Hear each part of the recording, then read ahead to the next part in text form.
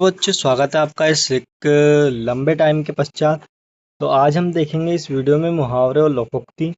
किस प्रकार मुहावरे की परिभाषा है और कैसी लोकोक्ति की परिभाषा है, वो इन दोनों में अंतर क्या है। अ, देखते हैं मुहावरा किसे कहते हैं, उदाहरण दीजिए। ये बोर्ड एग्जाम के लिए बहुत महत्वपूर्ण प्रश्न है क्योंकि ब्लू प्रिंट में हमें स्पष्ट रूप से देख रखा है कि मुहावरा एवं लोकोक्ति, तो जो वाक्यांश साधारण अर्थ से परे कुछ विशिष्ट अर्थ व्यक्त करते हैं उसे मुहावरा कहा जाता है। मुहावरा शब्द अरबी भाषा के मुहावर शब्द से बना है जिसका अर्थ बातचीत अथवा अभ्यास है। अ, मतलब एक ऐसा वाक्य जो साधारण अर्थ से परे, मतलब साधारण अर्थ नहीं रहता, उसका एक विशिष्ट अर्थ रहता है। और जो मुहावरा है वह अरबी भाषा के मुहावर शब्द से बना है जिसका अर्थ होता है बातचीत अथवा अभ्यास।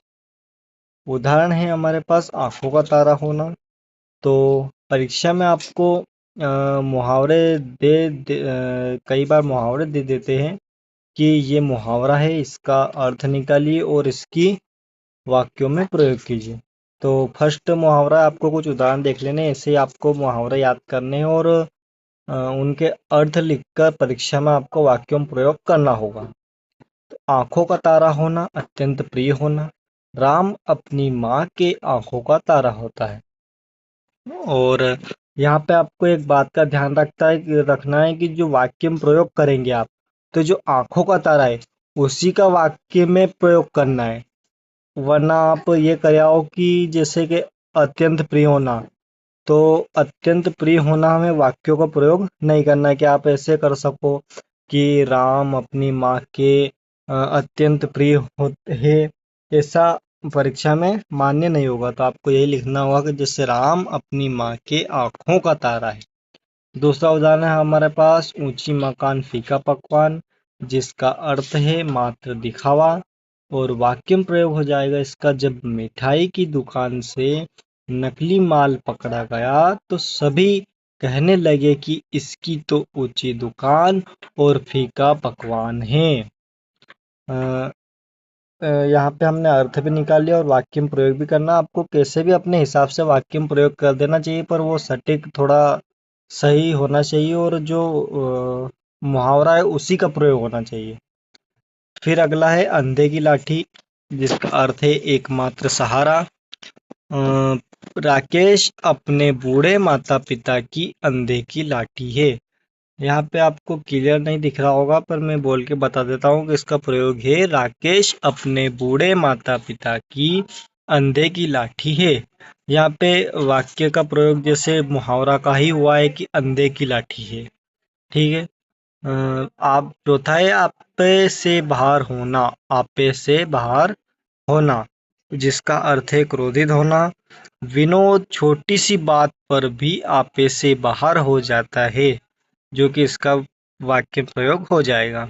पांचवा है हमारा अगार उगलना, अंगार उगलना। ये छोटी सी बिंदी है, ये दिखाई नहीं दे रही पर मैंने लगाई है शायद, पर दिखाई नहीं दे रही। अंगार उगलना जैसे कटु वचन बोलना। इसका वाक्य में प्रयोग हो जाएगा, सीमा या तो बोलती नहीं और जब बोलती है तो अंगार उगलेगी। अगला है आसमान सिर पर उठाना, कोलाहल करना। मतलब बहुत धूम मचा देना, ऐसा अपन साधारण शब्दों में समझे तो। पर आपको लिखना है कि कोलाहल मचाना, कोलाहल करना। प्रयोग है बच्चों से खिलौने खिलौने ले लेने पर बच्चों ने रो रो कर आसमान सिर पर उठा लिया। मतलब जैसे किसी बच्चे के पास से खिलौना ले लो तो कैसे धूम मचा देता है रो रो कर, मतलब पूरा घर में ये ला देता है, आसमान सिर पर उठा लेता है, पूरा घर उठा लेता है। इसी प्रकार वाक्य में प्रयोग हो जाएगा आसमान सिर पर उठा लिया। दांत खट्टे करना, जिसका अर्थ है हरा देना।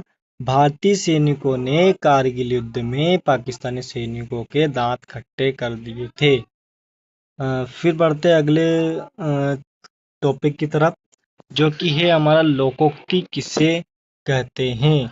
उदाहरण। तो बच्चों अगला टॉपिक है हमारा जो कि है लोकोक्ति, कि लोकोक्ति किसे कहते हैं, उदाहरण दीजिए। तो परिभाषा हो जाएगी, लोक में प्रचलित कथन, उक्ति। को लोकोक्ति कहते हैं। लोकोक्ति किसी वाक्य का विशेष अर्थ व्यक्त करती है।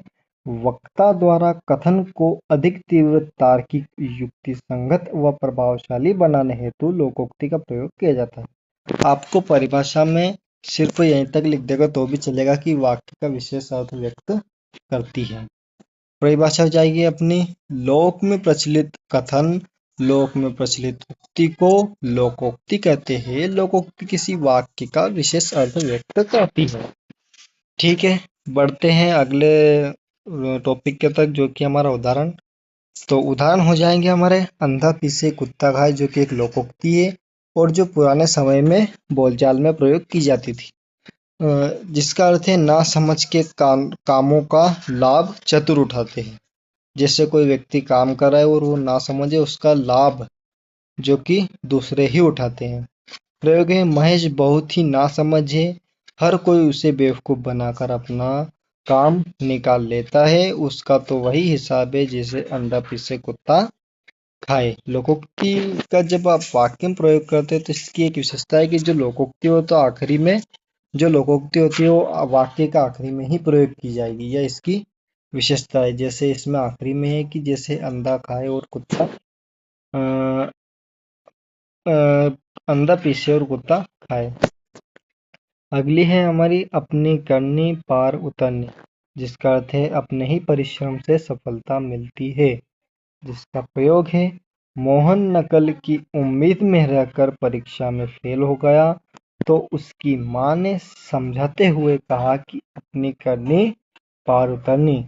और अपनी करनी पार उतरने का अर्थ जो कि है हमारे पास अपने ही परिश्रम से सफलता मिलती है। अगला है अपना हाथ जगन्नाथ, जिसका अर्थ है स्वयं के द्वारा ही किया गया कार्य सबसे अच्छा होता है। जिसका प्रयोग हो जाएगा, माँ ने कहा इससे अच्छे कपड़े में नहीं धो सकती। माँ ने कहा कि मैं इससे अच्छे कपड़े नहीं धो सकती, बेहतर है आप स्वयं साफ करें। सुना है ना, अपना हाथ जगन्नाथ। आप देख रहे होंगे कि जो लोकोक्ति इसकी विशेषता है कि वो वाक्य के आखिरी में ही प्रयोग की जाती है। जैसे इस वाक्य में की गई है, जैसे इस वाक्य के प्रयोग में की गई है अपना हाथ जगन्नाथ, वैसे इनकी एक विशेषता है कि लोकोक्ति वाक्य का प्रयोग करते समय वाक्य का आखिरी में इनका लिखा जाता है, और जो मुहावरा है उसको कहीं भी लिख सकते हैं। ठीक है, अगला है हमारा, इधर उधर खाई, इधर कुआ उधर खाई।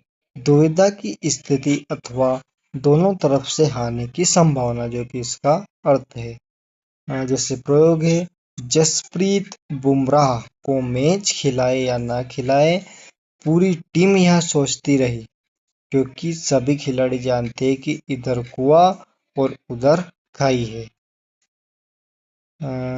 यहाँ पे शायद वाक्य में प्रयोग हो चुका है कि ये, हाँ हो चुका है कि इधर कुआ और उधर खाई, आखिरी में इसका प्रयोग हो चुका है। तो वीडियो अच्छी लगे तो वीडियो को लाइक एंड चैनल को सब्सक्राइब जरूर कर देना, और अधिक से अधिक अपने दोस्तों के साथ शेयर करना। और मिलते हैं अगली वीडियो में, तब तक के लिए जय हिंद, जय भारत।